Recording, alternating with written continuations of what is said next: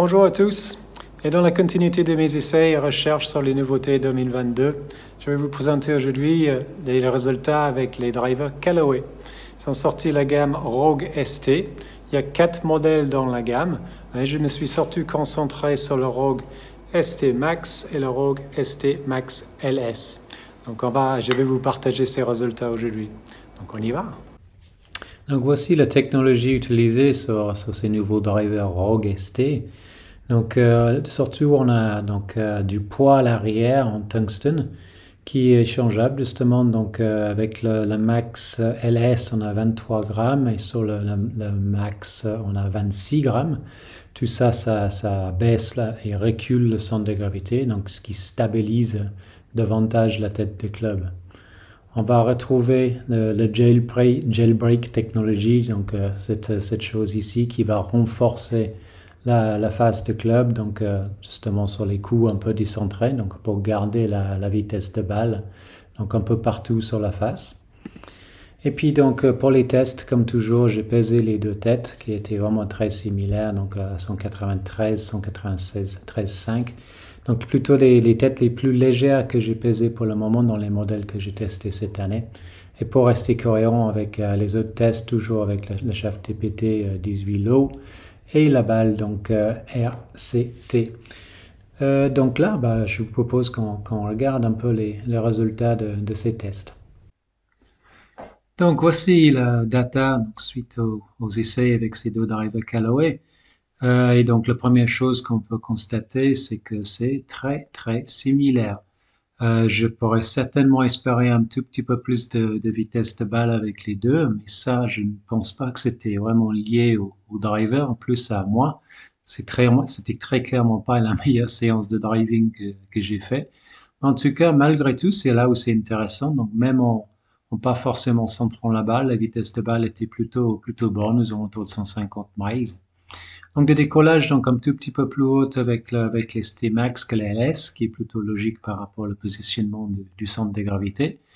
Et les spins, bon, assez proches, mais très très bas. Ça, je vais en parler un peu plus loin.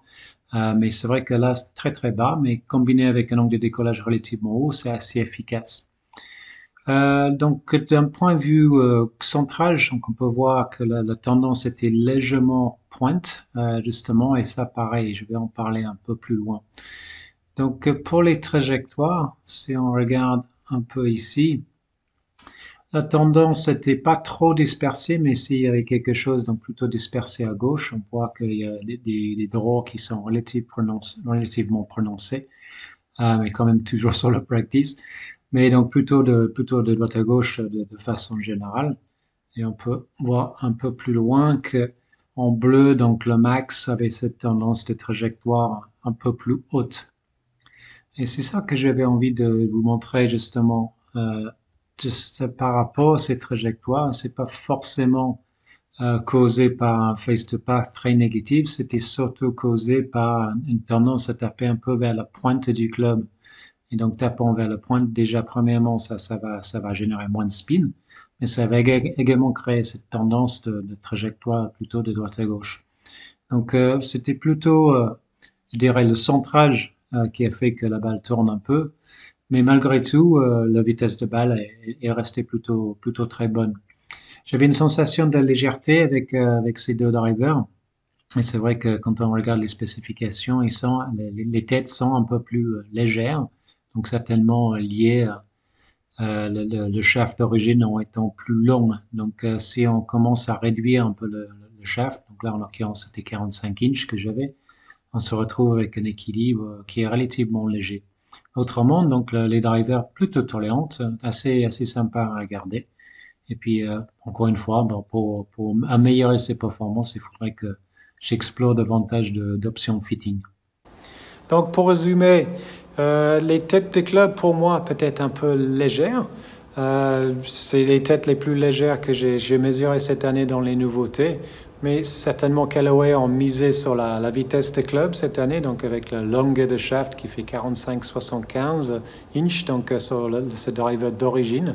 À partir du moment qu'on commence à réduire, forcément, on est obligé de rééquilibrer. Donc, c'est quelque chose qui est tout à fait possible à régler en fitting, donc avec davantage de masse. Autrement, deux drives qui génèrent très peu de spin. Alors évidemment, dans mes essais, j'ai tapé un peu vers la pointe, donc c'est ça qui diminue le spin. Mais je pense que même au milieu du club, on va avoir des drives qui spinent un peu moins que d'habitude.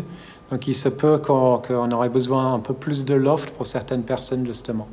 Donc deux drivers qui vont certainement bien marcher commercialement cette année. Des choses certainement à régler aussi en fitting pour que ça soit optimisé.